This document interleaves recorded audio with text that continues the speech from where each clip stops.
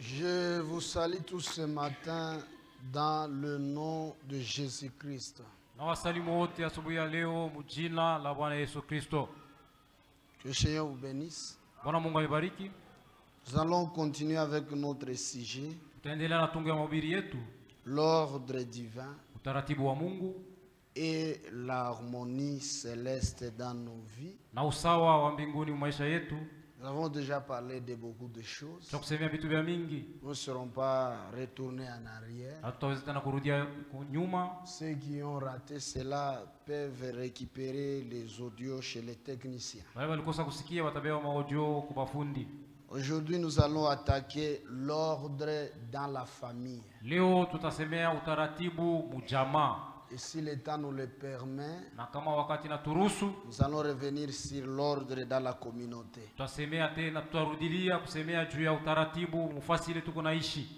Si nous terminons l'ordre dans la famille et que nous avons encore quelques minutes, nous retournerons parler de l'ordre dans la communauté.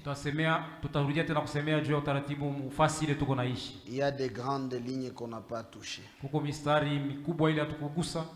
Sans beaucoup tarder, nous allons nous lever.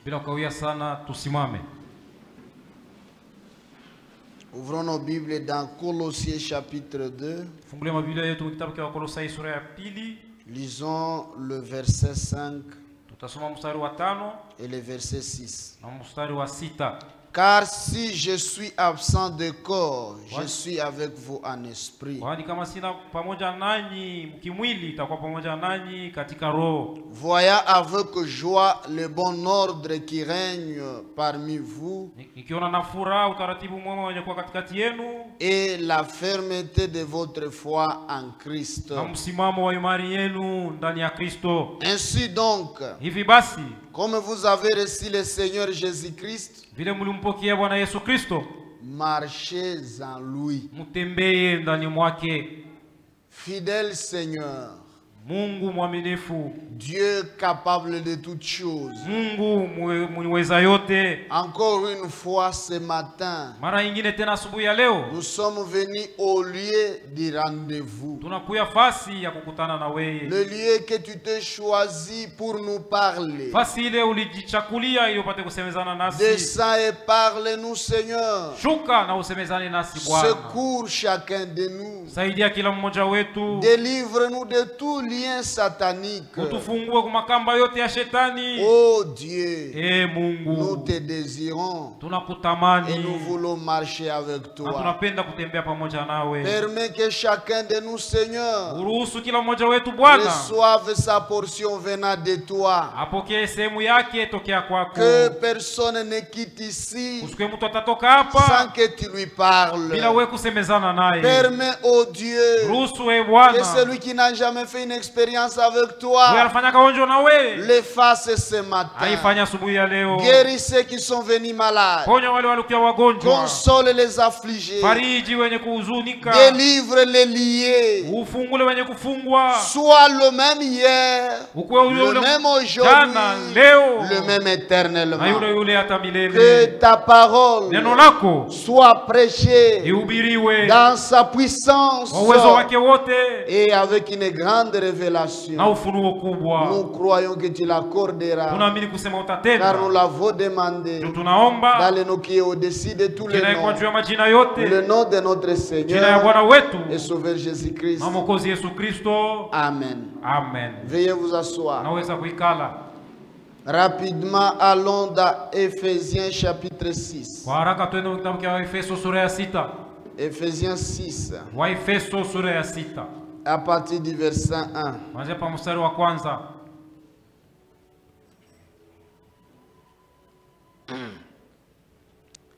Enfants, il y a des enfants ici. Nous le sommes tous. Peu importe ton âge, devant tes parents, tu es enfant. Enfants, obéissez à vos parents selon le Seigneur, car cela est juste. Cela est juste.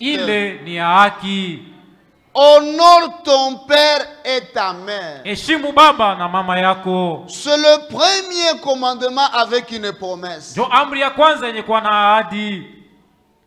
Afin que tu sois heureux. Ili upate kwa mwenye heri. Et que tu vives longtemps sur la terre. Na upate kuishi masiku mingi pa dunia. Si tu veux être heureux. Kama unapenda kwa mwenye heri. Si tu veux vivre longtemps sur la terre. Kama unapenda kuishi maisha masiku mingi pa dunia. Honore ton père et ta mère. Heshimu baba na mama yako. Honore ton père et ta mère. Heshimu baba na mama yako. Il dit c'est le premier commandement avec promesse. Anasema ndio amri ya kwanza yenye kuwa na ahadi. Nous pouvons lire ça dans Exode chapitre 20. Tunaweza kusoma kitabu cha Kutoka 12. Exode. Kutoka. Exode 20:12. Kutoka sura ya 12 mstari wa 12. À partir du verset 1, il y a des commandements qui concernent Dieu et l'adoration.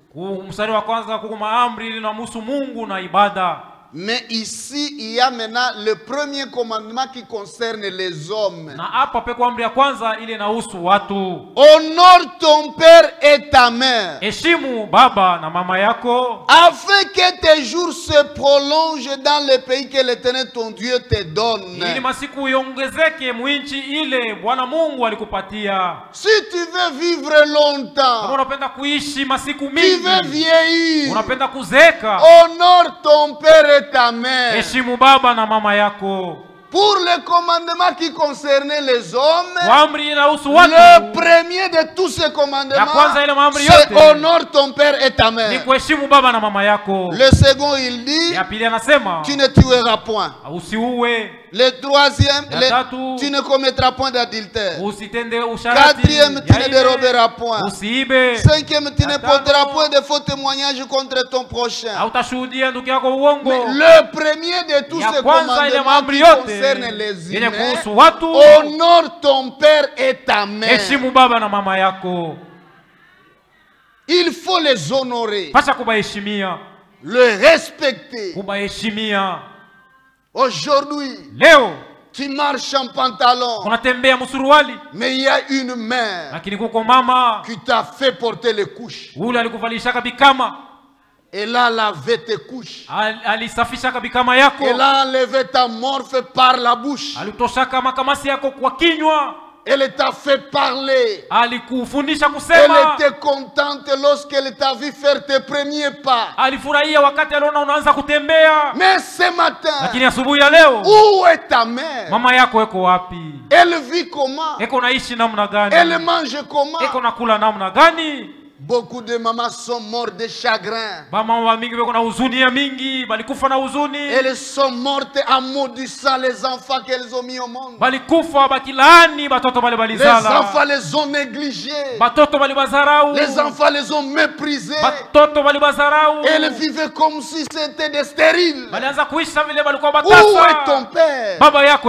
Où est ta mère? Et ils ont quel témoignage de toi? Si nous partons chez vous ce matin et qu'on dise à ton père et à ta mère, votre enfant ici c'est notre frère, nous irons avec lui au ciel. Est-ce que ton père va dire oui? Est-ce que ta mère va dire oui?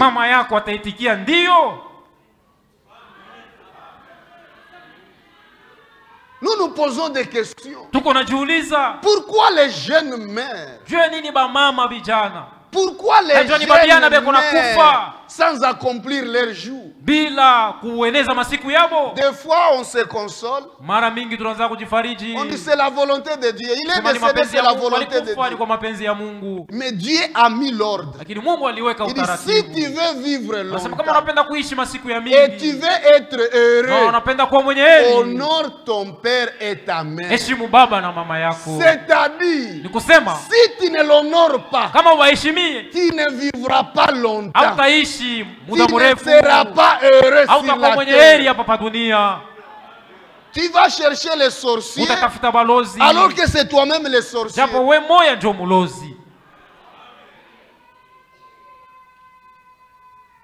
C'est vrai. Allons dans Proverbe. On va voir beaucoup de choses ici. Proverbe chapitre 1. Voyons ça. À partir du verset. Proverbe 1. Ils ont parlé des choses. Aujourd'hui, ce sont les enfants qui contrôlent les maisons. Proverbe 1:8. Écoute mon fils l'instruction de ton père. Lorsque ton père t'instruit, il faut écouter. Même si ton père n'a pas étudié, il a vu les jours avant toi. Il connaît beaucoup plus que toi. Et aucun vrai parent ne peut chercher le malheur de ses enfants. Chaque parent ici voudrait que son fils soit le président de la République. Si ton père t'instruit, écoutez. Et ne rejette pas l'enseignement de ta mère. Ta mère est en train de t'enseigner. Ma fille écoute. Mon fils écoute. Ne rejette pas cela. Ni dans ton cœur, ni dans tes pratiques, ni par ta bouche. Ah, maman, laisse. Tu fais semblant d'écouter, mais tu fais le contraire. Car c'est une couronne de grâce pour ta tête. Et une parure pour ton cou. Si tu écoutes l'instruction de ton père, l'enseignement de ta mère, oh, c'est une couronne de grâce. Ça va t'accompagner tous les jours de ta vie. Tu auras de la grâce. Tu auras du succès. Tu seras béni. Dieu sera avec toi. Alléluia. Amina. Et une parure pour ton cou. Pour ton cou. Quand on te regarde, tu es resplendissant. Puisque tu as écouté. Mais si tu rejettes, oh, malheur à toi. Malheur à toi. Proverbe. Proverbe toujours.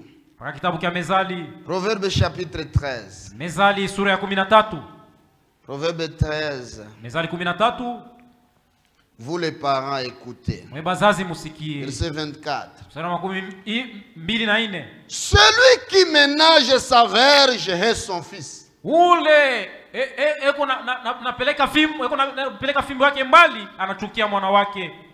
les parents, avec vos français, avec vos TikTok, avec vos légèretés dans vos maisons, si on fait le contrôle de vos maisons ce matin, il y a des maisons qui n'ont plus de fouet.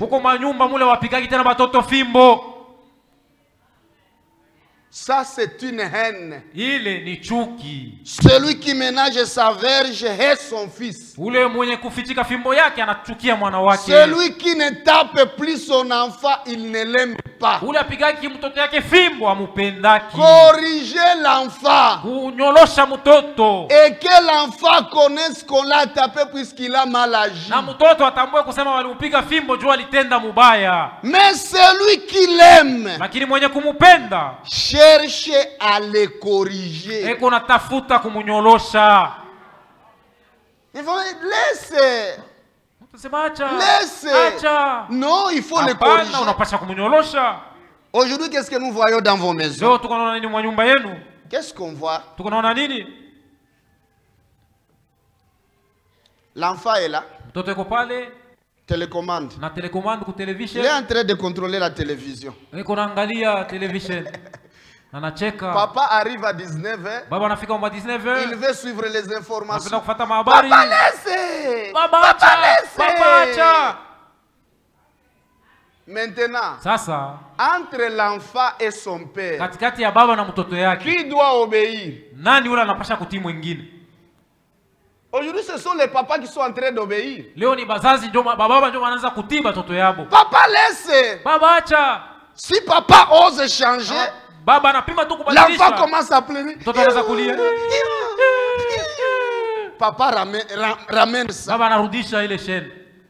L'enfant est chef dans la maison. Et il va grandir comme ça. Il saura qu'il aura droit à tout ce qu'il veut. Et ce sont là les problèmes que nous avons même dans l'église. C'est ça. Ils ne veulent plus obéir les diacres. On l'a élevé à ne jamais obéir. On l'a élevé à ne jamais écouter qui que ce soit. Si son propre père est soumis à lui, que dire d'un diacre? Que dire d'un prédicateur? Que dire d'un pasteur? Et ça, c'est une honte. Et le prophète de l'âge dit, n'accusez pas les enfants qu'ils sont délinquants. C'est vous les parents qui êtes délinquants. Il fallait les corriger dès son jeune âge. Depuis la grossesse. Il est dans la grossesse. Tu es en train de marcher. Tu vois les cannes à sucre. Tu achètes. Tu vois les arachides. Tu achètes. Tu vois les pommes de terre. Tu achètes. Tu vois les biscuits. Tu achètes. Tu vois les bonbons. Tu achètes. Par jour, tu as acheté 10 000 choses. Il faut éduquer la grossesse. Dis à ta grossesse, non. Je ne vais pas t'obéir. Je pars à la maison manger les foufous. Aujourd'hui, c'est une honte. Celui qui l'aime cherche à les corriger. Corrigez vos enfants. Et lorsque l'enfant a bien agi, encouragez-les. Il faut l'encourager. Aujourd'hui, nous voyons le pique-nique. Ce sont de bonnes choses. Proverbe 22, verset 15. La folie est attachée au cœur de l'enfant. La verge de la correction l'éloignera de lui. Pas la prière. Ici, ce n'est pas la prière. Dieu pense ce qu'il dit. Et il dit ce qu'il pense. La folie est attachée au cœur de l'enfant. Pour éloigner cette folie loin de l'enfant, prenez la verge de la correction. Fouettez. Tapez-les. La folie ira loin. Pas la prière. Tapez. Chaque chose a sa place. Il y a la place de la prière. Il y a aussi la place du fouet. La verge de la correction. Et faites en sorte que l'enfant sache pourquoi vous le tapez. Pas vous vous êtes brouillé avec son père. Ou vous vous êtes brouillé avec sa mère. Maintenant c'est l'enfant qui va succomber. Votre problème qui a commencé dans la chambre. Quand il arrive, toi là, espèce de mal éduqué. Regarde la tête comme la tête de son père. L'enfant va gober ça. Un jour il te dira, toi là, espèce de mal éduqué.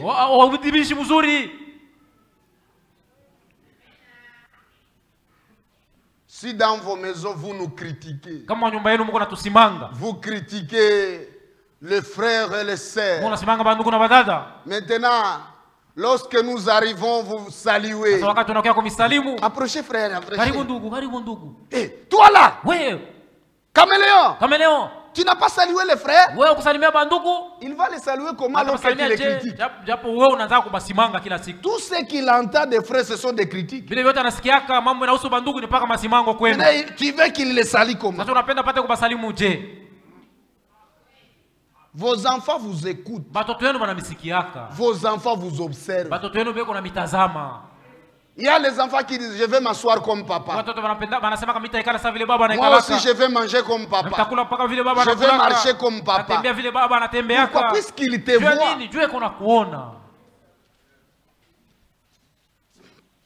Toujours dans Proverbe. L'enfant. Proverbe 29. 15. La verge et la correction donnent la sagesse. Est-ce que vous comprenez? Ici, ce n'est pas la prière. Dieu parle de la verge. Et la correction donne la sagesse. Mais l'enfant livré à lui-même fait honte à sa mère. Tu es en train de marcher. L'enfant réclame le téléphone. Tu lui donnes. Pourquoi vos enfants sont en train de jouer avec vos téléphones? Dès qu'il est bébé, tu l'as habitué à jouer avec les téléphones. Quand il pleure, la seule chose que tu lui donnes pour le calmer, c'est le téléphone. Et il grandit comme ça. L'enfant livré à lui-même. Il est livré à lui-même. Il n'a pas de parents qui peuvent l'orienter. Il n'y a pas de parents qui peuvent l'éduquer. Les parents ont perdu le bon sens. Beaucoup ici ne sont même pas parents. Ils sont seulement les patrons de leur maison. Tu penses que pour être parent, il faut donner les frais scolaires aux enfants, payer les chaussures, payer les vêtements, payer à manger. Ça ne suffit pas. Quelle instruction que l'enfant a retenu de toi? Il a quel conseil que tu lui as donné qu'il n'oubliera jamais? Et c'est devenu comme une habitude. C'est quand vous préparez votre fille pour l'amener au mariage que vous commencez vos histoires de conseils. Amenez-la ici. Ses tantes vont venir.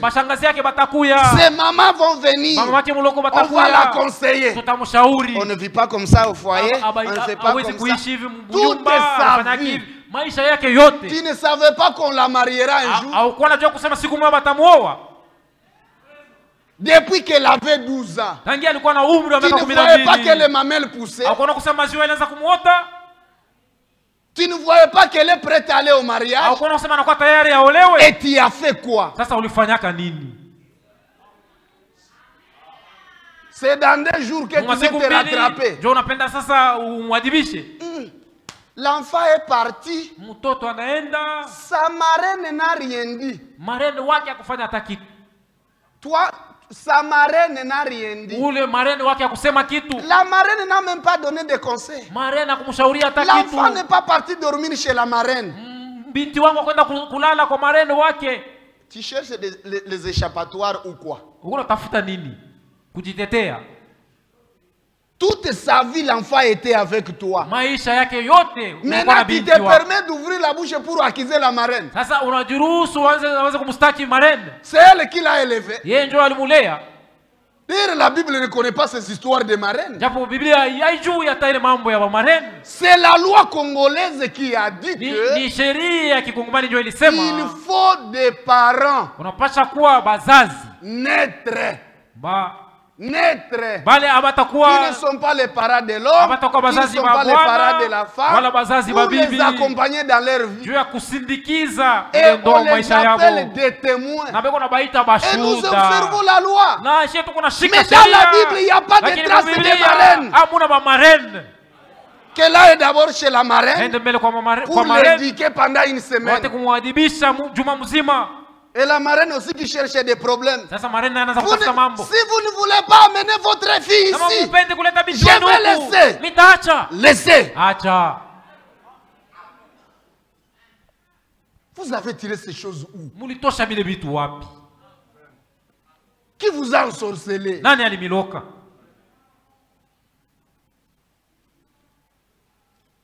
Verset 17. Des Proverbes 29. Châtie ton fils. Châtie. Et il te donnera du repos. Châtie-le. Quand il comprendra, il te donnera du repos. Aussi longtemps qu'il ne t'a pas encore donné du repos, châtie-le. Et il te donnera du repos. Et il procurera des délices à ton âme. Tu seras heureux quand tu le vois en train de chanter. Celui qui chante là, c'est mon fils. Il vient nous entonner dans les cantiques. Nous entrons en esprit. Bouge la tête, c'est mon fils. Ce sont les délices de l'âme. Tu seras heureux quand tu le verras monter ici et en train de nous prêcher. Celui qui nous prêche là, c'est mon fils. Il donne les délices à ton âme. Pourquoi? Puisque tu l'as châtié, tu l'as corrigé. Vous les mamans, faites attention. Suzanne Wesley va vous juger. Elle était veuve avec 17 enfants. Il n'y avait pas de machine à laver. Il n'y avait pas de tracteur pour faire les champs. Elle lavait les habits avec ses enfants. Elle faisait les champs avec ses enfants. Elle a signé pour nourrir ses enfants. Elle les a élevés. Et de ces enfants-là, Dieu a appelé un grand prophète comme John Wesley. Alléluia. John Wesley qui pouvait prendre même 4 heures de prédication, 6 heures de prédication. Il avait tellement de méthodes de prédication que personne ne pouvait passer là où il prêchait. Et on l'appelait méthodiste. Alléluia. Il était enflammé du feu du ciel. Il prêchait. Les mamans s'arrêtaient. Même les femmes qui allaient au marché s'arrêtaient pour écouter John Wesley et donner leur vie au Seigneur. Mais aujourd'hui c'est une honte dans les familles. La Bible nous donne le témoignage de l'évangéliste Philippe, qui avait ses 2 filles qui prophétisaient dans la maison, en prière en famille. Ils sont en train de prier. Paul qui devrait voyager était là. Une prophétie est sortie. C'est lui à qui appartient cette ceinture. On va les lier. Et ce sont des choses qui sont arrivées dans les voyages. Des enfants bien éduqués, bien élevés. Aujourd'hui, vous pensez que pour occuper vos enfants, il faut acheter la télévision. Chaque parent court derrière la télévision.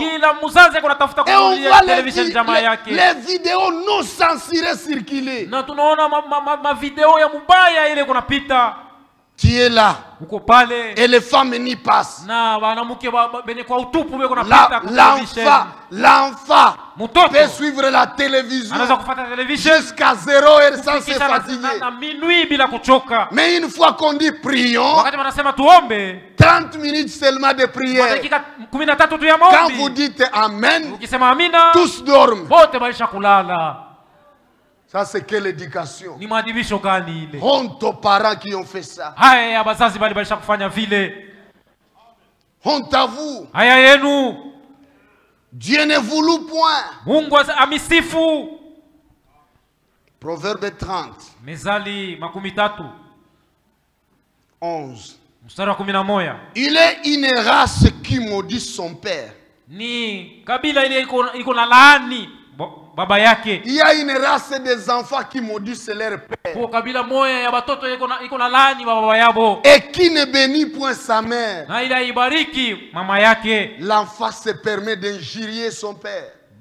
L'enfant se permet de coller sa mère. Qui l'a enseigné ça? C'est votre faute. L'enfant vient, papa c'est mon ami. Qui ne connaît pas son ami là? Qui ne connaît pas le père de son ami? Puisqu'il t'a dit c'est mon ami, ça suffit. Si c'est son ami, c'est bien. Mais va plus loin pour connaître les parents de cet ami de ton enfant. Connaître le comportement de cet ami-là de ton enfant. Sinon l'enfant va venir avec des sales habitudes. Les mauvaises compagnies corrompent les bonnes mères.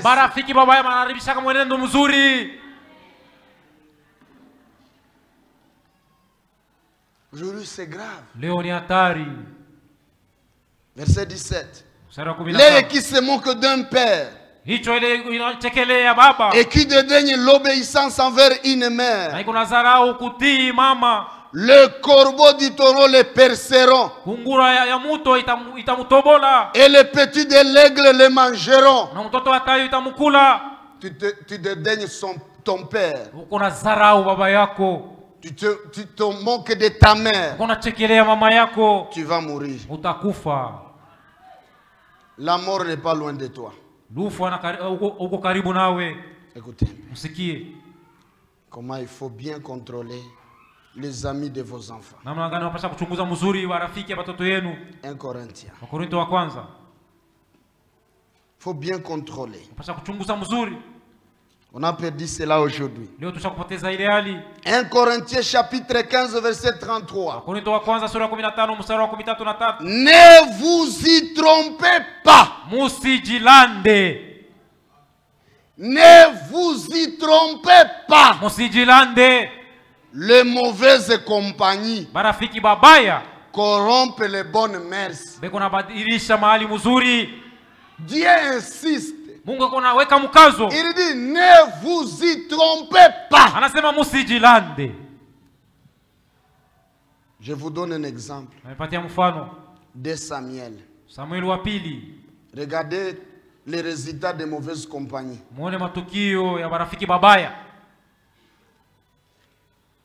2 Samuel 13. Les résultats des mauvaises compagnies. Là où on va amener vos enfants. C'est pour cela que tu as ta fille déjà de vierge. Tu ne connais pas on l'avait de vierge quel jour. Mauvaise compagnie. 2 Samuel 13 verset 2. Amnon était tourmenté. On commence au verset 1 pour comprendre. Après cela, voici ce qui arriva. Absalom, fils de David, avait une sœur qui était belle et qui s'appelait Tamar. Et Amnon, fils de David, l'aima. Amnon était tourmenté jusqu'à se rendre malade à cause de Tamar, sa sœur. Amnon alihangaika kufika akajifanya mgonjwa juu ya Tamar dada yake. Car elle était vierge. Kwani alikuwa bikira.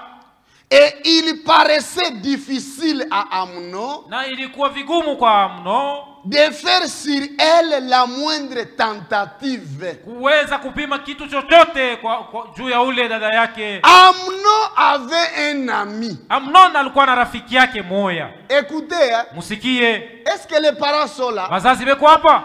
Amnon avait un ami. Amnon alikuwa na rafiki moja nommé Jonadab. Jina lake lilikuwa Jonadab, fils de Shimea, mwana wa Shimea, frère de David. ndugu wa Daudi. Et Jonadab était un homme très habile. Na Jonadab alikuwa mtu mjanja sana. Wayulu sana. Très habile. Très habile. Très habile. Ami d'Amnon qui ne connaissait pas comment aborder une femme. Ule alikuwa anajua namna gani kutongoza mwanamke. Il lui dit, akamwambia, pourquoi deviens-tu ainsi chaque matin plus maigre, toi fils du roi? Jua nini kila asubuhi kuna gonda we mwana wa mfalme? Ne veux-tu pas me le dire? Haupendi kuniambia? Amnon lui répondit, Amnon akamjibu, j'aime Tamar, nampenda Tamar, sœur d'Absalom mon frère. Dada wa Absalom ndugu yangu. Jonadab lui dit, Jonadab akamwambia, mets-toi au lit, lala pa kitanda, et fais les malades. na ufanye sawa vile uko mgonjwa. Fais semblant d'être malade. Fanye sawa uko mgonjwa. Tu ne connais pas les techniques. Haujui namna ya kutenda. Je vais t'apprendre. Nakufundisha. Fais les malades. Fanya sawa vile uko Va au lit. mgonjwa, uende ukalale pa kitanda. Fais les malades. Fanye sawa vile uko mgonjwa. Quand ton père viendra te voir, na wakati baba yako ataka kukuona, tu lui diras, utamwambia, permets à Tamar ma sœur uruhusu Tamar dada yangu de venir pour me donner à manger, akuyanipatie chakula, et qu'elle prépare un mets sous mes yeux, na chakula apige chakula mbele ya macho yangu, afin que je le vois ili nipate kuiona, et que je le prenne de sa main. na nipashe kula chakula ile alipiga. Fais semblant. Ufanye tu sawa vile uko mgonjwa. Dors seulement. Lala tu. Lorsque ton papa apprendra que tu es malade, wakati baba yako atajulisha kusema wewe ni mgonjwa, il viendra te visiter. Atakuya kukuona. Et lorsqu'il viendra, na wakati atakuya, comme il est roi, vile yeye ni il va mfalme, te dire, atakwambia, mon docteur va venir te soigner. mganga wangu atakuya Tu lui dis, kukutunza. papa, je n'ai pas besoin d'un docteur. Envoie seulement ma soeur, qu'elle vienne préparer ici à la maison, dans ma maison ici, et je vais manger la nourriture que la sœur va me donner de sa propre main. Amnon se couche. Amnon akalala, fit les malades. Akafanya sa vile mgonjwa. Le roi vint le voir. Mfalme akakuja kumuona. Et Amnon dit au roi, Amnon akamwambia mfalme, nakusi que Tamar ma sœur vienne faire des gâteaux sous mes yeux. Tamar akuye anipigie magato mbili, et que je les mange de sa main. Na nikule tokea yeye. David savait que Daudi alijua kusema ce sont des frères et des sœurs. Ni ndugu na dada. Il n'a rien soupçonné. C'est sa sœur. Ni dada yake. S'il veut que sa sœur vienne préparer, il ne voit pas que la femme de ménage prépare. Où est le mal? David a envoyé sa sœur. David envoya dire à Tamar dans l'intérieur des appartements. Il a envoyé un messager dire à Tamar dans les appartements. Va dans la maison d'Amnon ton frère et prépare-lui un main. Tamar alla dans la maison d'Amnon son frère qui était couché. Elle prit de la pâte, la pétrit, prépara devant lui des gâteaux et les fit cuire. Prenant ensuite la poêle, elle le versa devant lui. Mais Amnon refusa de manger. Il dit, faites sortir tout le monde. Ma sœur, faites sortir tous les serviteurs, tout le monde, même les gardes malades, même les médecins, tout le monde. Allez, on reste avec toi seulement.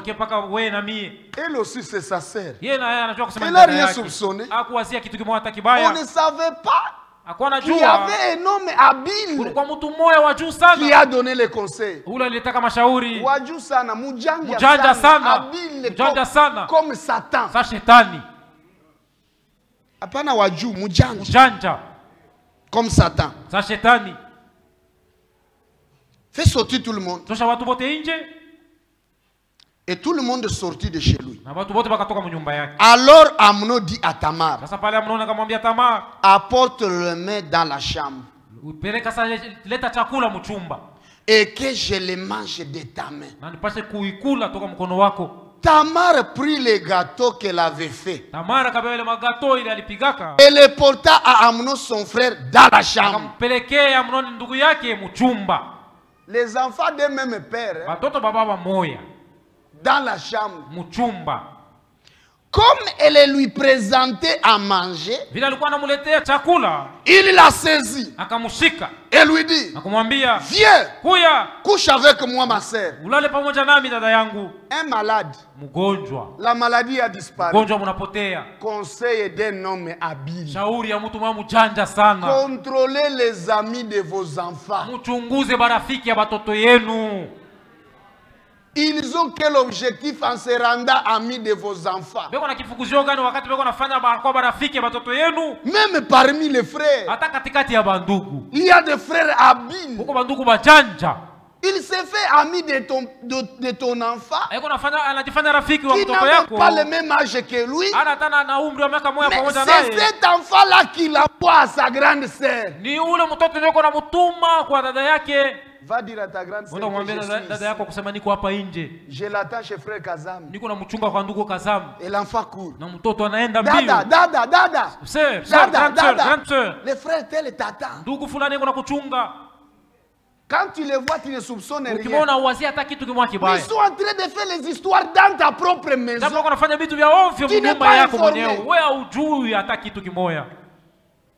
Les gens habiles. Il faut les connaître. Il faut les identifier. Et les autres, il faut les avertir devant le public. Dans l'église comme ça, on lui dit, frère, lève-toi. Vous voyez le frère là-bas? Il est habile. Et que les autres aient la crainte de Dieu. Fini la récréation. Fini les bêtises. Nous voulons aller au ciel. Il faut la sainteté. Il faut la préparation. Tu es habile comme ça. On t'identifie. On te corrige. Contrôlez les amis de vos enfants. Est-ce que les parents sont en train d'écouter? Contrôlez-les très bien. Marco. Non, retournons dans Éphésiens. Il y a quelque chose on a parlé. Éphésiens 6. Là où on lisait. Verset 3. Afin que tu sois heureux et que tu vives longtemps sur la terre. Et vous, pères, n'irritez pas vos enfants, mais élevez-les en les corrigeant et en les instruisant selon le Seigneur. Pas selon vos coutumes. Selon le Seigneur.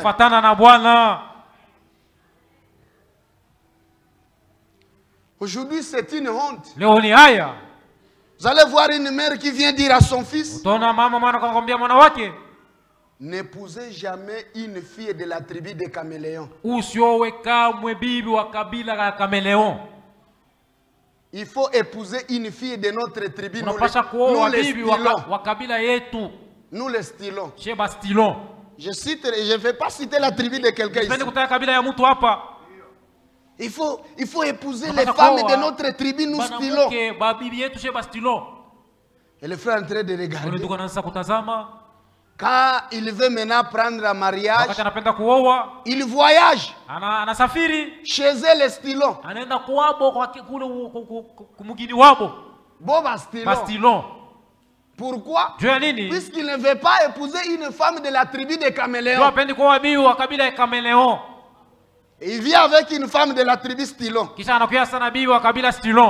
Que Dieu soit loué. Il m'a béni. J'ai trouvé une femme. Et le mariage s'est passé là-bas. Dans notre église là-bas. C'est-à-dire que tu ne voyais aucune sœur ici. Tu ne voulais pas la tribu des caméléons. Tu voulais la tribu des stylons. Pourquoi ton père t'a instruit selon votre tribu? Mais il faut l'instruire selon le Seigneur. Les coutumes des nations ne sont que de vanité. Il n'y a aucune tribu qui peut se vanter devant Dieu. Il n'y a pas de coutume qui peut tenir devant la parole de Dieu. Ce sont des vanités. Des histoires inventées. Des histoires dont nous avons même honte de parler. Et on voit ces tendances venir même dans l'église. C'est une honte. Quand les frères veulent aller en communion, ils cherchent un frère de leur tribu. Si c'est un frère de leur tribu, ils sont collés. Sont des amis. Ah frère. Où est l'ami à kuna micro? Dans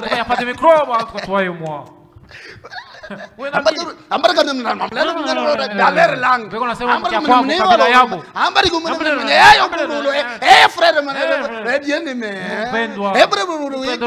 Bien-aimé. Qu'est-ce qui vous lie? C'est le sang de Jésus-Christ ou vos coutumes? On dit frère tel est malade. Comme il n'est pas de votre coutume, tu n'iras pas le voir. Frère tel est endeuillé. Comme il n'est pas de votre coutume, tu n'iras pas au deuil. Je suis occupé. Mais si c'est quelqu'un de votre tribu, tu n'es pas occupé. C'est une honte. C'est une honte. Abandonnez vos coutumes. Revenez à Dieu. Le sang qui nous a unis ici est plus puissant, plus fort, plus pur, plus saint que le sang qui nous a engendrés. Le sang qui nous a engendrés était souillé. Des fois, on a même honte de citer nos tribus.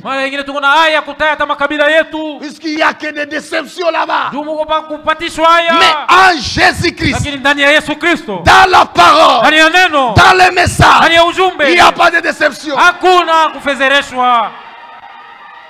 Christ, l'espérance de la gloire, il nous a engendrés et il a dit l'honneur est pour vous qui croyez. Si vous abandonnez vos coutumes, vous croyez à moi, vous êtes déshonorables.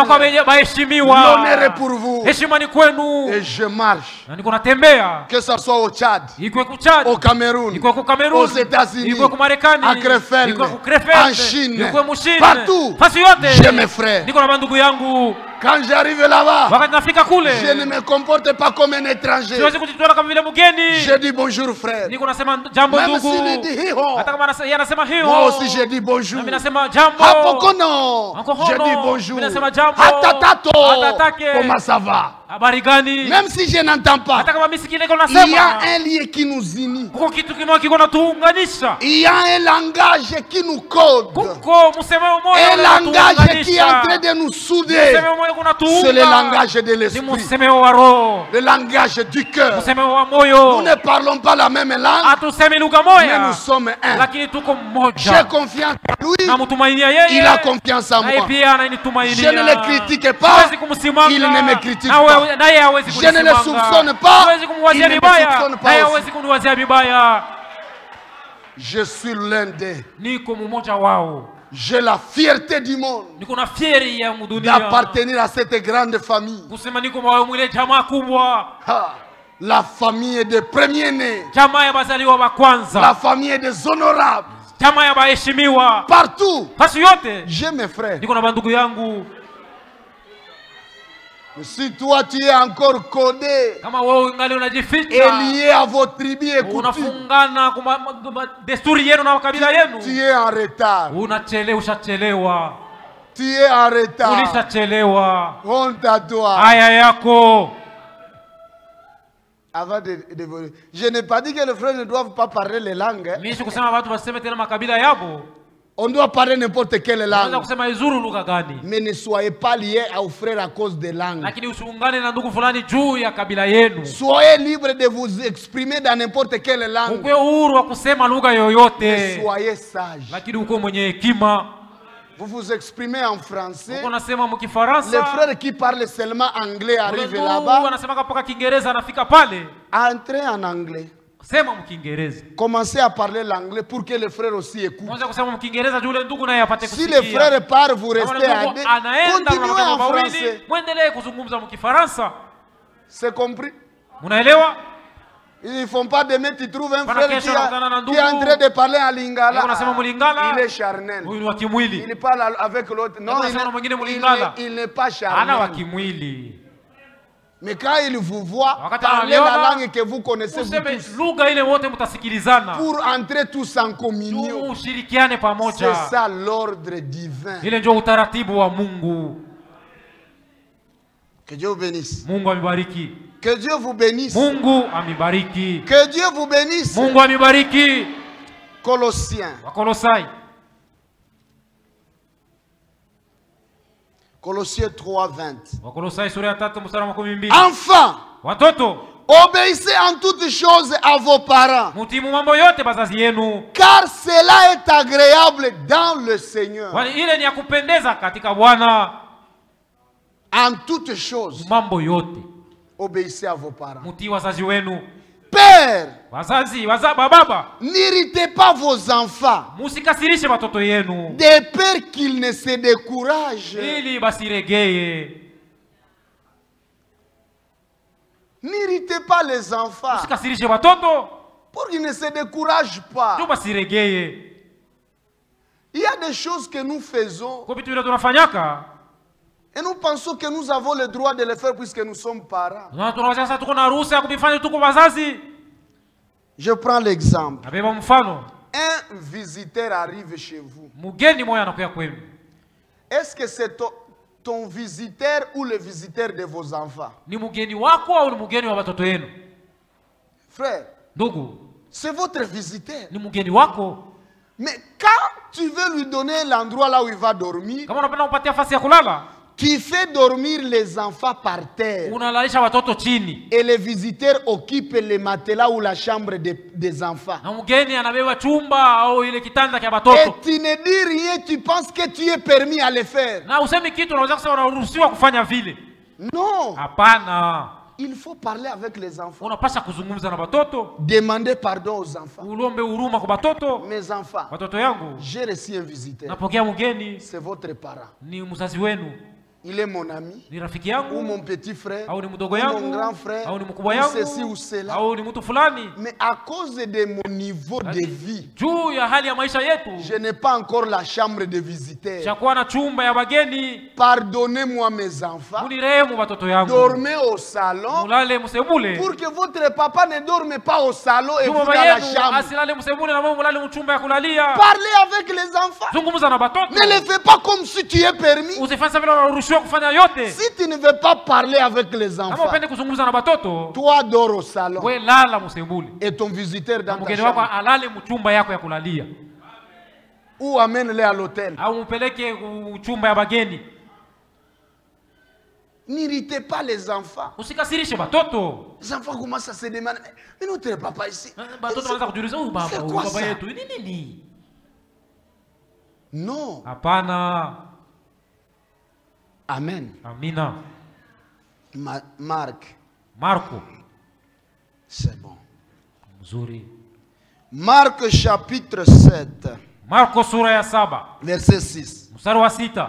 Jésus leur répondit. Yesu akawajibu. Hypocrite. Wanafiki. Esaïe a bien prophétisé sur vous. Isaya alitabiri mzuri juu yenu. Ainsi qu'il est écrit. Ndio hivi imeandikwa. Ce peuple m'honore des lèvres. Hao watu wako kunaniheshimu kwa milomo yao tu. Mais son cœur est éloigné de moi. Lakini moyo yao ni mbali nami. N'honorez pas Dieu des lèvres. Usiheshimu Mungu kwa midomo tu. Aimez-le de tout ton cœur. Umpende Mungu kwa moyo wako wote. De toute ton âme. Kwa nafsi yako yote. De toute ta pensée. Kwa mawazo yako yote. De toute ta force. Kwa nguvu yako yote. Et honorer Dieu, na kuheshimu Mungu, c'est mettre en pratique sa parole. Ni kutumikia neno yake. Celui qui ne met pas en pratique la parole de Dieu, unatumiki neno ya Mungu, n'honore pas Dieu. Amheshimie Mungu. C'est en vain qu'il m'honore. Beko na niheshimu kwa bure. En donnant des préceptes, bakileta masababu, qui sont des commandements d'hommes. Yenye kwa maamri ya watu, les coutumes, madesturi, les préceptes, masababu. Moi je vois que, minaona kusema, moi je pense que, minawazia kusema, les commandements d'hommes, amri ya watu. Vous abandonnez les commandements de Dieu. Mukona acha amri ya Mungu. Et vous observez la tradition des hommes. Na mukona shika bisela ya watu. Il leur dit encore, akawaambia tena, vous anéantissez fort bien les commandements de Dieu mukona haribu kwa nguvu amri ya Mungu, pour garder votre tradition. juu ya kushika ile madesturi yenu. Vous êtes prêts, uko tayari à détruire ya kuharibu les commandements de Dieu. Amri ya Mungu. Mais il faut garder votre tradition. Juu ya kulinda ile desturi yake kwenu. On le voit même dans les mariages. Tunaona hata mumandoa. Non, chez nous, kwetu on dote la femme des chèvres seulement. Bana letaka mali ya bibi paka bambuzi bawili. C'est votre tradition. Ile ni desturi yake kwenu. Chez nous, kwetu c'est un sac de sel seulement. Ni mfuko moyo wa chumvi tu. Desturi yake kwenu. Quand l'homme vient, wakati bwana anakuya, bon, payez le transport pour qu'on l'amène. Mulipe transport juba mulete. Et on couvre si c'est la voisine. Banafunika kama ni jirani mwanamke. Papa, baba, c'est lui hein. Jo huyu. Et s'il accepte, tu vas faire quoi? Kama anaitikia kusema ni ule utafanya nini? Et s'il accepte, tu vas faire quoi? Est-ce que cette femme-là pour qui on paye les transports, elle ne va pas sortir de la chambre et tabasser sa voisine? Si on l'amène seulement, on la couvre. Il ouvre et dit, oui papa, c'est lui. Il n'y a pas de problème. Tout concourt au bien de ce qui est. C'est lui. Je récupère seulement. Ne vous fatiguez plus avec les transports. Maintenant, tu vas faire quoi? Vos traditions. Vos traditions. Vous êtes liés à ça. Et vous pensez que c'est normal?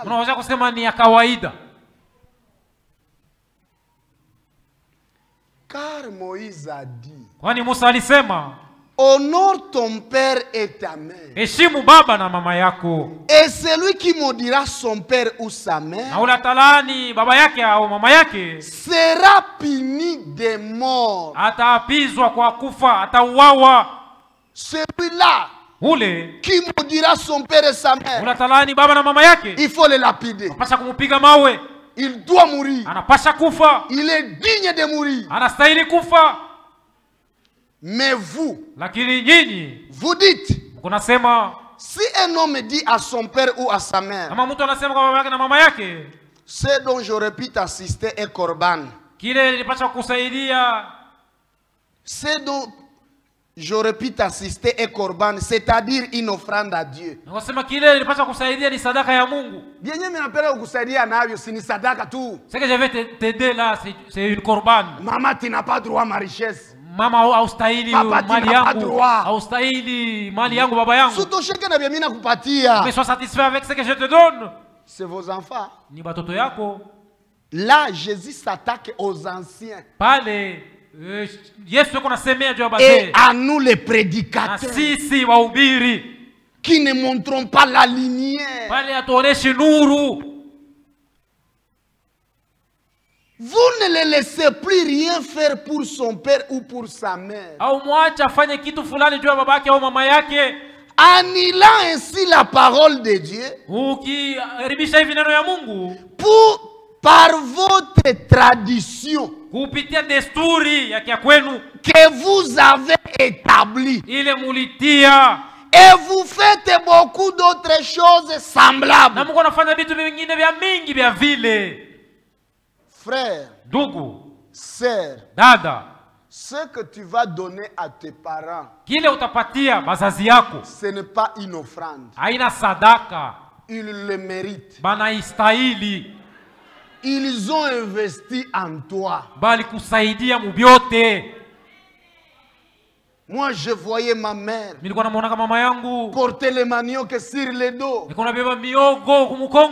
pour me scolariser.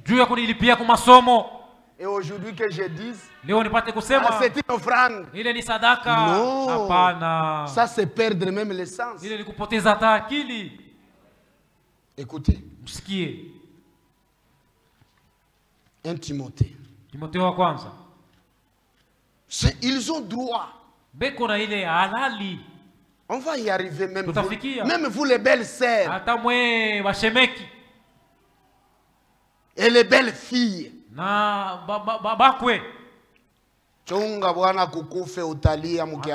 tu vas perdre ton mari et tu vas pleurer dans votre langue maternelle. 1 Timothée 5 verset 3. Honore les veuves qui sont véritablement veuves. Honore les veuves qui sont véritablement veuves. Si une veuve a des enfants ou des petits-enfants, qu'ils apprennent avant tout. Que ces enfants apprennent avant tout à exercer la piété envers leur propre famille. Et à rendre à leurs parents,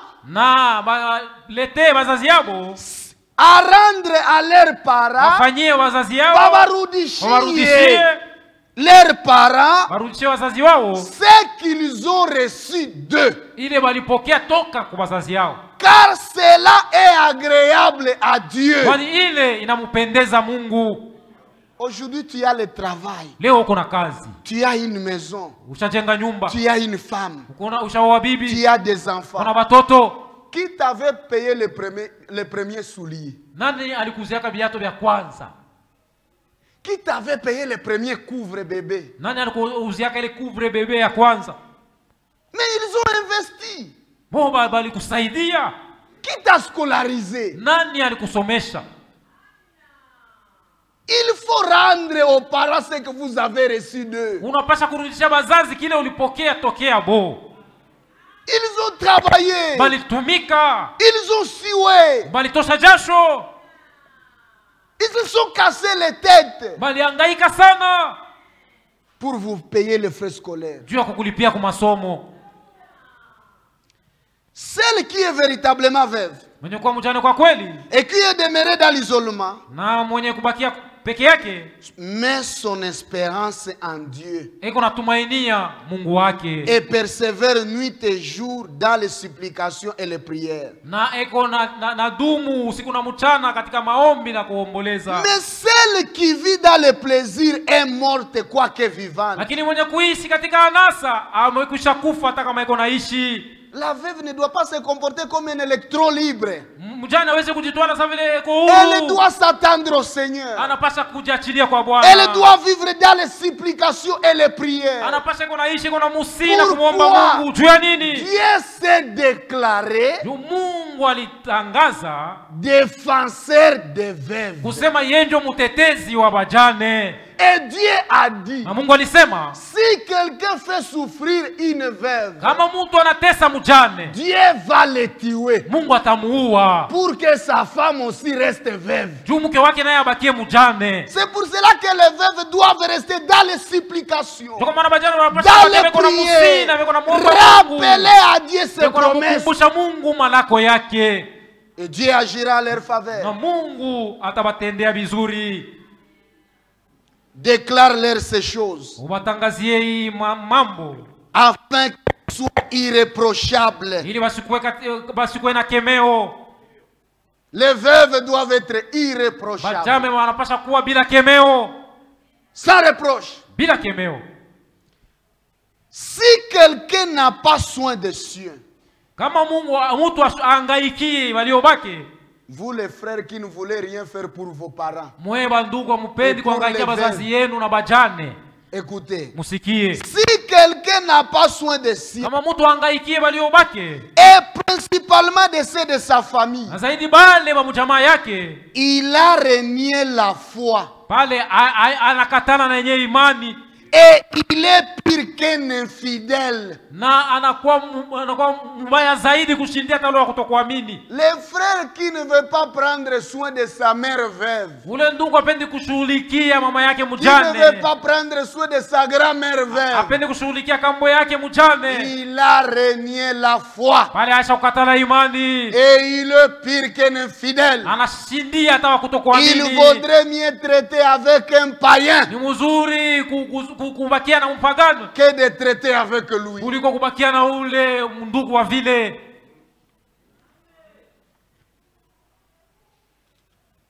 Allons dans Genèse.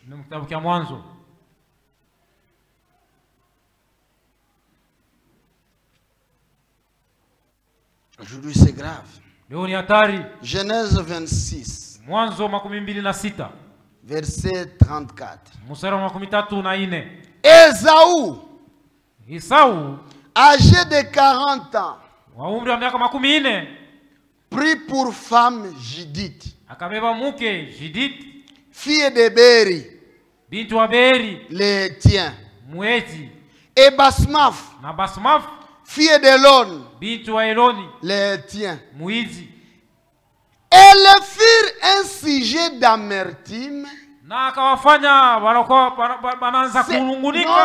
Non. Ces femmes-là firent un sujet d'amertume. Chanzo ya buchungu. Un sujet d'amertume pour le cœur d'Isaac et de Rebecca. Rebecca et Isaac étaient les parents d'Ésaü. À cause de leur belle fille, ils étaient dans l'amertume chaque jour. Ils préféraient même la mort plus que la vie. Ma sœur qui est là-bas, qu'est-ce que ta belle-mère peut dire de toi? Tu as quel témoignage vis-à-vis de ta belle-mère? C'est ta belle-mère qui est devenue sorcière, mais ta mère ne l'est pas. C'est ta belle-mère qui est gênante, mais ta mère n'est pas gênante. C'est ta belle-mère qui est sale, mais ta mère ne l'est pas. Genèse 27. 46. Rebecca dit à Isaac, je suis dégoûté de la vie. Je suis dégoûté de la vie. Je suis dégoûté de la vie. À cause des filles et des hêtes. À cause de mes belles suis fatigué. Ta belle-mère, hein? Mama yako muku. Si Jacob prend une femme comme celle-ci, kama Yakobo anachukua mke kama vile Aba, parmi les filles de Het, katikati ya mabinti wa Heti, parmi les filles du pays, katikati ya mabinti ya nchi, à quoi me sert la vie? Uzima utanisaidia tena kunini? Je suis dégoûté. Mi nachoka.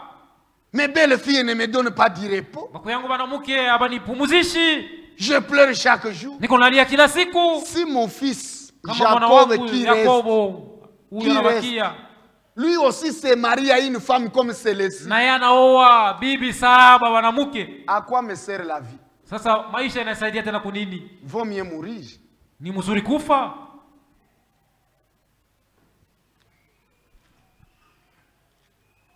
Ta belle-mère a quel témoignage de toi? Mama yako muko eko na ushuhuda gani wako? Elle pleure chaque jour. Niko nalia kila siku. Elle n'est pas à l'aise avec toi. Astarehe pamoja nawe. Tu ne la salis pas. Au musalimiaki. Tu ne la vêtis pas. Au muviki. Et tu dis j'irai au ciel. Kisha unasema taenda kumbingu. Peut-être le ciel de ton grand-père. Zingine mbingu ya kambo yako. Pas le ciel de l'auteur de la parole. Hapana mbingu ya mwenye neno. Toi qui n'es pas en ordre avec ta belle-mère. Wewe unamusawa na mama yako muku. Toi qui n'es pas en ordre avec ta belle-fille. Wewe unamusawa na muku yako mwanamke. Tu seras en ordre avec qui? Sasa utakuwa musawa na nani? Lisons quelque chose en Rite. Tusome kitu fulani mu kitabu cha Ruta. Tu seras en ordre avec qui? Utakuwa musawa na nani? Mais Dieu n'est pas content de ces choses. Mungu afurahi ile vitu. Mettez cela en tête. Weka ile ndani ya kichwa yako. Dieu ne vous bénira pas. Mungu hawezi kumibariki. Et ne continuera pas à marcher avec vous avec de telles habitudes. Na hawezi kuendelea kutembea na mwe na ile tabia ya vile. Jamais. Kamwe. Encore une fois, Mara nyingine jamais. kamwe. Jamais, ma soeur. Kamwe dada yangu. Mettez les choses en ordre. Weke vitu vyote musawa. Dans la belle famille. Jamaa ya bakwe yako. On doit avoir un bon témoignage de toi. Anapaswa kuwa na ushuhuda mzuri wako. On doit te défendre. Anapaswa kukutetea. En public. Fasi hadharani. Et en cachette. Hata muficho. On doit dire non. Unaweza kusema hapana. Nous avons une belle sœur. Tuko na Nous avons une belle fille. Tuko na mke Et mwanamke. elle nous donne du repos. Eko unatupatia pumziko. Oh, what? Rite. Ruta. Je n'ai pas prévu ça, mes chers. Sikuitayarisha lakini niko naitafuta. C'est très important. Vous allez voir. Mafaa mtaona hivi. C'est très important. Ni mafaa. Il faut lire ça. Pasha kuisoma. Au sujet de belles filles. Mambo inahusu ba mukwe banamuke. Et de belles mères. Na ba mama mukwe. Regardez comment Rite s'est comportée. Mwana namna gani Ruta alijitwala. Devant Naomi. Mbele ya Naomi. Sa belle-mère. Mama yake mukwe. Et toi tu as quel comportement, sœur? Na wewe uko na tabia gani dada yangu? Avec ta belle-mère. Mbele ya mamako mukwe. Toujours des bagarres. Paka mugomvi kila siku. Toujours des problèmes. Mamambo kila siku. Et tu dis Jésus vient bientôt. Kama Yesu yuko nakuja bado kidogo. Jésus vient bientôt pour ceux qui sont prêts. Kwa wale wenye kuwa tayari. Mettez les choses en ordre. Weke kila kitu pa fasi yake. Soyez prêts. Kuwe tayari. Car il vient chercher ceux qui sont prêts. Wale kuna kuya kuchukua wale watakuwa Il tayari. ne vient pas chercher tout le monde. Hawezi kuya kubeba watu wote. Il vient prendre ceux qui sont prêts. Kuya kubeba wale wako tayari. Amen. Amina. Amen. Amina. Ok. J'ai trouvé. Naipata. Rite. Ruta. Chapitre 1. Sura ya kwanza. Écoutez ça. Msikie. Verset 6. Mstari wa 6. Puis elle s'éleva. Kisha akasimama. Et ses belles filles. Na bako yake wanamuke. Afin de quitter le pays de Moab. Yatoke nchi ya Moabu. Car Car elle a appris au pays de Moab que l'Éternel avait visité son peuple et lui avait donné du pain. Elle est sortie du lieu qu'elle habitait, accompagnée de ses deux belles filles. Elle s'est mise en route pour retourner dans le pays de Juda. Naomi dit à ses deux belles filles, à ses deux belles filles, allez, retournez chacune à la maison de sa mère. Que l'Éternel use de bonté envers vous, comme vous l'avez fait envers ceux qui sont morts, et envers moi. Que l'Éternel vous fasse trouver à chacune du repos dans la maison de Marie. Elle les baisa. Elles élevèrent la voix et pleurèrent. Et lui dit, non, non, nous irons avec toi vers ton peuple. Naomi avait des fils et des belles filles. Tous sont morts. Ses enfants sont morts.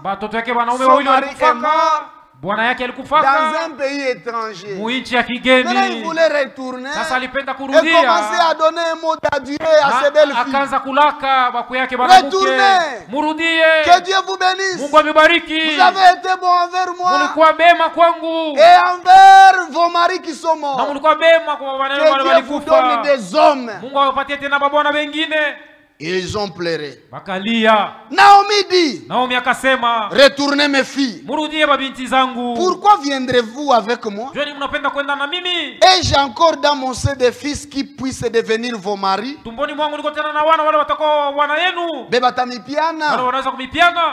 Retournez mes filles. Allez. Je suis trop vieille pour me remarier. Et quand je dirai, j'ai de l'espérance, quand cette nuit même, je serai avec un mari et que j'enfanterai des fils, attendriez-vous pour cela qu'ils y se grandissent? Refuseriez-vous pour cela de vous marier? Non, mes filles, car à cause de vous, je suis dans une grande affliction de ce que la main de l'Éternel s'est étendue contre moi. Elle commençait à pleurer, jusqu'à pleurer non pas à cause d'elle qui a perdu son mari et ses deux enfants. Mais elle commençait à pleurer à cause de ses belles filles qui ont perdu leur mari étant encore tout jeune. Est-ce que ta belle-mère peut pleurer comme ça? Tu as quel témoignage? Mettez les choses en ordre. Et elles élevèrent la voix, verset 14. Verset 14. Elles élevèrent la voix et pleurèrent encore. Orpa baisa sa belle-mère. Mais Ruth s'attacha à elle. Orpa l'a dit au revoir. Belle-mère Bayo, elle est rentrée. Mérite. Elle dit non, maman. Je ne te laisse pas. Naomi dit à Ruth, voici ta belle-sœur est retournée vers son peuple et vers ses dieux. Retourne comme ta belle-sœur. Ruth répondit, ne me presse pas de te laisser, de retourner loin de toi. Où tu iras, j'irai. Elle n'était pas attachée à cette famille à cause du mariage seulement. Elle était tellement soudée à sa belle-mère jusqu'au point où ils étaient devenus des amis. Elle a pris sa belle-mère comme sa propre mère biologique. Mais toi, tu as pris ta belle-mère comme ton ennemi. Où tu iras, j'irai. Où tu demeureras, je demeurerai. Ton peuple sera mon peuple. Et ton Dieu sera mon Dieu. Où tu mourras, je mourrai. Et j'y serai enterré. Que l'Éternel me traite dans toute sa rigueur. Si autre chose que la mort vient à me séparer de toi. Maman ne me pousse pas. J'ai pris la décision. Tu es ma mère. Ton Dieu sera mon Dieu. Où tu seras, je serai. Où tu mourras, je mourrai. Et on m'enterrera là-bas. Que Dieu me maudisse. Si une autre chose à part la mort me sépare de toi. Mais toi, qu'est-ce qui t'a séparé de ta belle-mère? L'argent, l'orgueil, la maison, les vêtements, mavazi, la nourriture, chakula. Qu'est-ce qui te sépare de ta belle-mère? Et pourquoi tu ne l'aimes pas? Et pourquoi tu ne la visites pas? Et pourquoi tu ne la salis pas? Attendez. Celui qui tuera par l'épée sera aussi tué par l'épée. Tu seras aussi belle-mère. Et on va te payer. On va t'appeler sorcier. Et on va t'enlever les habits en pleine journée. Tu es en train de s'aimer. Tu vas récolter. On ne se moque pas de Dieu. Jamais. Jamais frère. Jamais sœur. Il y a des maladies. Il y a des morts dans la maison, des querelles, des problèmes. Puisque vous n'observez pas l'ordre de Dieu. Naomi la voyait décider d'aller avec elle. C'est ça ses instances. Et là c'est elle dit ça va. Et vous les beaux-fils. Et vous les poules mouillées dans vos maisons. Ta femme te pousse à haïr ta mère. Chérie, j'ai eu un songe. Dans les songes, j'ai vu une femme en train d'égorger tous nos enfants qui sont déjà morts. J'ai vu même son visage. Oh, nos enfants ne sont pas morts de la mort naturelle. Il y a une sorcière qui les avait tués. Chérie, c'est que je sais que des fois tu ne veux pas me croire. Mais je vais te dire seulement. La femme que j'ai vue là, c'est ta mère. Maman va me sentir aujourd'hui. Elle a mangé mes enfants. Où est le problème? Aussi longtemps qu'il ne t'a pas encore mangé, tu auras d'autres enfants. C'est les querelles. Achète un sac de riz, de farine, achète une chèvre, va donner à ta maman. Maman, merci de ne m'avoir pas mangé. Tu as mangé tes petits-fils. C'est toi qui vas souffrir puisque tu n'auras pas de petits-fils. Merci, prends la nourriture. Mais tu fais des problèmes. Il n'y a pas de sorciers qui mangent les gens. C'est du mensonge. Lorsque quelqu'un meurt, l'esprit rentre à Dieu. L'âme va soit en prison, soit dans le repos. Et nous les vivants, nous restons avec le corps. Nous l'amenons dans une morgue ou à la maison. Nous élaborons un programme d'enterrement. Et nous partons l'enterrer. Même ce matin, si tu penses qu'on a mangé ton frère, ton mari, ton enfant, alors c'est pile. On va ouvrir. On va trouver les os là-bas. Dans les cercueils. Maintenant les sorciers ont mangé quoi? L'esprit est rentré à Dieu. L'âme est soit en repos ou en prison. Nous avons enterré le corps. Ils ont mangé quoi? Un jour dans la dévotion matinale, on était avec Frère Maneno. Une femme était venue avec des enfants. Qu'elle était sorcière compris pour elle. Nous étions là avec Frère Maneno là au coin. On a commencé à l'interroger. Tu es sorcière? Oui, oui. Vous mangez les gens? Oui, oui. Vous les mangez comment? On les prépare. Même mon enfant ici a une femme en enfer. Quand on a continué à les questionner, elle nous dit non, c'est mon mari qui m'a amené dans la chambre de prière. Quand on a prié pour moi, on a commencé à me taper et on m'a dit que j'accepte que je suis sorcière. Elle était même sale. Elle dégageait un parfum désagréable. Mais on l'appelait sorcière. C'est du mensonge. Combien de sorciers se promènent en costume? Entrer dans sorceler les âmes. En enseignant des faussetés.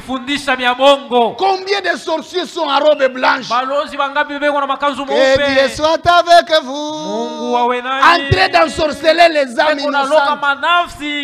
Mais ils se promènent, ils sont innocents. Mais ce sont toujours les pauvres qui sont accusés. Abandonnez ces choses. Ne craignez rien. Celui qui est en vous est plus grand, est plus fort, est plus puissant que celui qui est dans le monde. Ce sont des sorciers qui doivent nous fuir. Nous n'allons pas fuir aucun sorcier. Même vous les frères, arrêtez vos histoires de poison. Oh, m'a empoisonné frère. Oh, m'a empoisonné. Que disent les Écritures? Vous prendrez des breuvages mortels et cela ne vous fera aucun mal.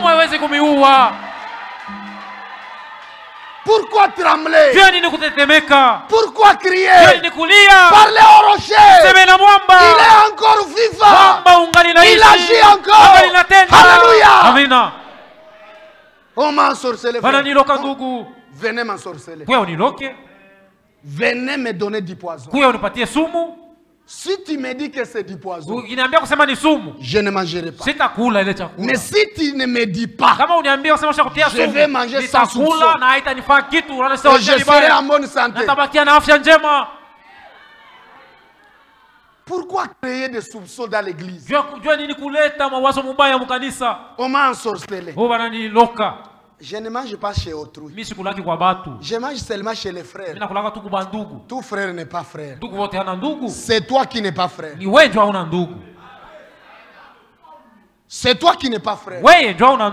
Si tu étais frère, tu aurais confiance dans tes frères. Abandonner ses habitudes là. Job dit, ce que j'ai redouté, c'est ce qui m'est arrivé. Celui qui craint de mourir par le poison mourra par le poison. Celui qui craint de mourir par accident mourra par accident. Celui qui craint de mourir par balle mourra par balle. Ne craignez rien.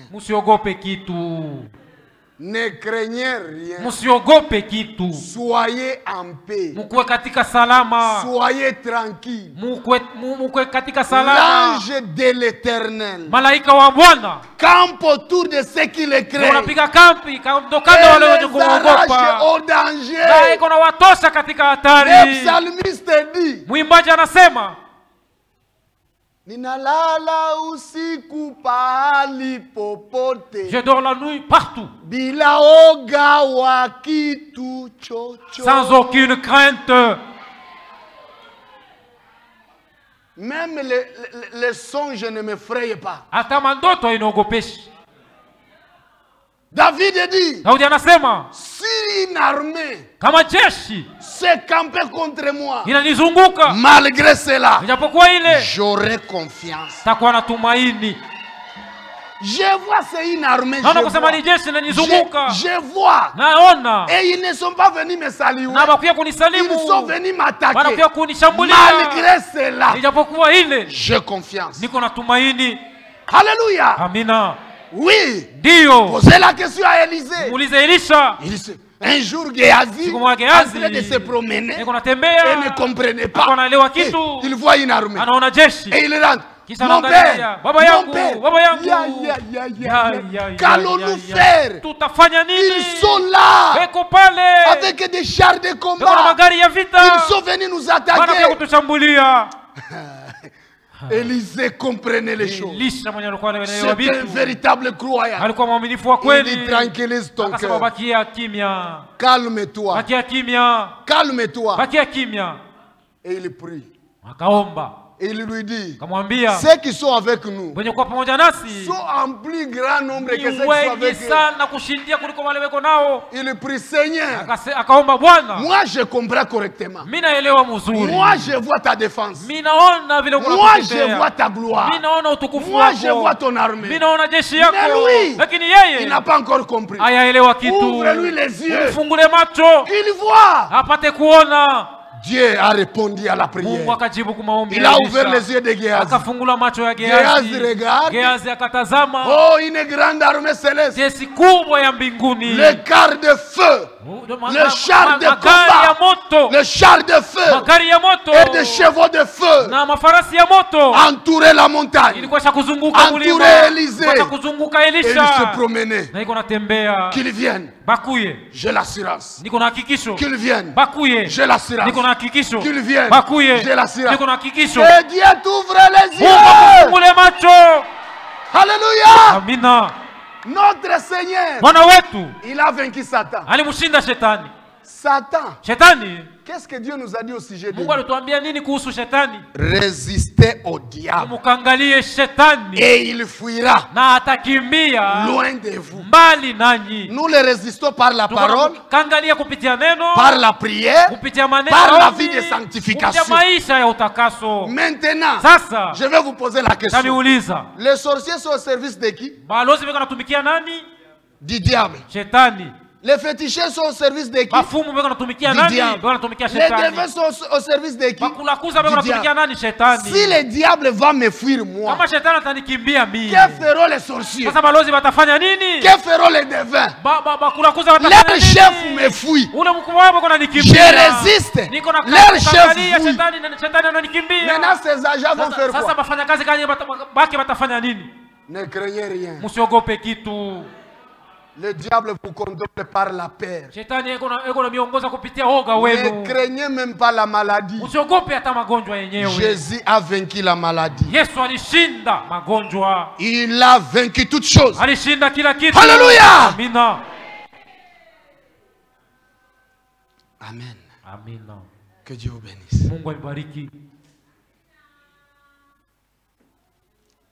Genèse. Genèse.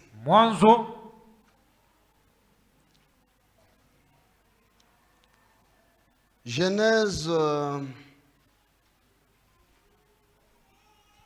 chapitre 30.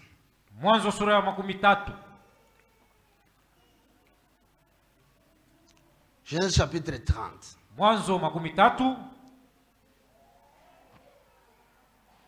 Non, Genèse 31. Mwanzo makumi tatu na moja. Voilà. Genèse 31. Verset 14. Rachel et Léa répondirent et lui dirent: avons-nous encore une part et un héritage dans la maison de notre père? Ne sommes-nous pas regardés par lui comme des étrangères? Puisqu'il nous a vendus et qu'il a mangé notre argent. Frère, quand vous prenez en mariage une femme, faites très attention. Léa et Rachel ont donné le témoignage. Notre père nous a vendus et il a mangé notre argent. Mais aujourd'hui, qu'est-ce que nous voyons? Vous les beaux-fils, tu vas demander la main d'une fille. Quand tu arrives là-bas, vous discutez la dot jusqu'à $1,500. Tu donnes 1000. Tu restes avec une dette de 500. Et tu dis à ton beau-père d'organiser la fête avec toi. Dans les 1000 que tu as donné, il prend tout, il donne à sa femme pour aller acheter des ustensiles pour ta femme. Il prend des crédits à gauche à droite pour organiser la fête. Et vous partez. Vous allez consommer. Vous avez donné 1000. Vous allez louer une salle de fête de 1500. Vous allez louer un service traiteur. Vous donnez 1500. Location de véhicules 1500. Vous vous retrouvez dans des dépenses de $6000. Mais ta belle famille est restée avec une dette. Ils se sont engagés dans des dettes pour t'accompagner dans la fête. Et le papa qui a souffert pour éduquer et élever la fille là que tu prends en mariage reste avec un seul souvenir: les costumes et les chaussures. Est-ce que nous réfléchissons correctement? Et tu pars, tu fais 10 ans. Ça ramenait les 500 là que tu avais. Tu ne ramènes pas les 500. Ton beau-père a quel témoignage de toi? Aujourd'hui, tu as 6 maisons. Mais ton beau-père est toujours locataire. Tu as 3 véhicules. Mais ton beau-père n'a même pas un vélo. Tu ne fais rien pour lui. S'il n'avait pas investi dans cette femme-là, est-ce que tu allais la voir? Ramenons les choses en ordre. Retournons dans les Écritures. Retournons dans les Écritures. Et Dieu nous bénira. Et Dieu sera avec nous. Qui vous a dit que pour que le mariage soit un mariage réussi, il faut louer les salles de fête? Cela n'est pas repris même dans les actes des apôtres. Puis ce n'était pas très important. On pouvait prier pour les couples même à la maison. On n'organisait pas de cultes spéciaux pour les mariages. Aujourd'hui, le jour de votre mariage est devenu un jour de malédiction. Puis ce sont les jours que vous décidez de briser la parole de Dieu. Vous venez avec des robes transparentes qui exposent tout votre corps. Les robes qui vous collent. Vous devenez comme des saucissons. des cheveux artificiels. Est-ce que vous venez chercher la bénédiction ici ou la malédiction? Vous faites pécher même le peuple de Dieu.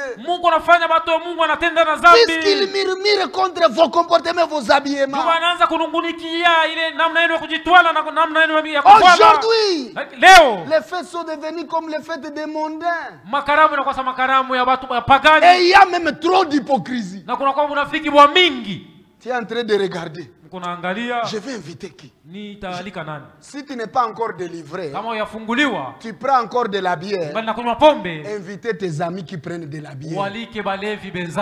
Nous allons voir. Nous allons rentrer. Que Dieu bénisse. Merci. Ça c'est l'ordre du diacre. Que Dieu vous bénisse. Que Dieu vous bénisse. Que Dieu vous bénisse. Ramenons les choses en ordre. L'ordre dans les couples. L'ordre dans la communauté. L'ordre en famille. Ramenons les choses en ordre. Que Dieu vous bénisse. Notre Dieu, nous te remercions pour la parole que tu nous as donnée ce matin. Tu es notre Père. Voilà pourquoi tu nous dis ceci. Tu as parlé à nous clairement. Tu nous aimes. Tu ne veux pas que nous vivions dans la vie de désordre. Tu veux que nous vivions une vie sainte. Nous avons entendu ce que tu as parlé.